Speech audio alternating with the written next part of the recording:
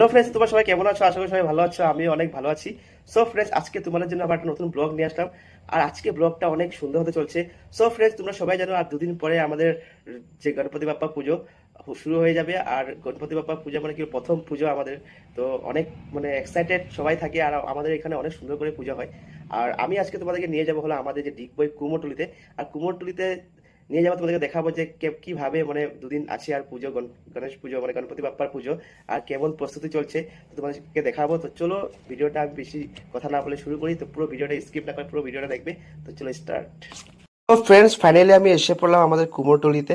আর এখানে ঢোকার সাথে সাথে এখানে একটি সুন্দর একটি গণপতি বাপ্পার মূর্তি এখানে তৈরি হয়েছে। আর এখানে দেখতে পাচ্ছ কাকাই, যে কাকাই বানিয়েছে মূর্তিগুলো। অনেক সুন্দর হাতের কাজ দাদার, মানে কাকার অনেক অসাধারণ কাজ হাতের, মানে কি বলবো আমি। মানে এখানে ছোট বড় মূর্তি, অনেক মূর্তি বানানো হয়েছে। আর এখানে দেখতে পারবো একটা বিশাল বড় মূর্তি তৈরি হয়েছে গণপতি বাপ্পার।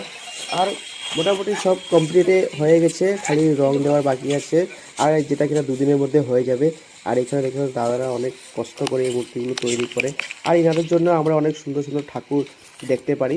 আর ওনাদেরকে অসংখ্য অসংখ্য ধন্যবাদ আমার তরফ থেকে, যে অনেক সুন্দর সুন্দর মূর্তি তৈরি করেন দাদারা। আর আমরা সো ফ্রেন্ডস, ভিডিওটা একটু ছোট করে বানিয়েছি। আর ভিডিওটা তোমাদের কেমন লেগেছে একবার কমেন্ট করে জানিও।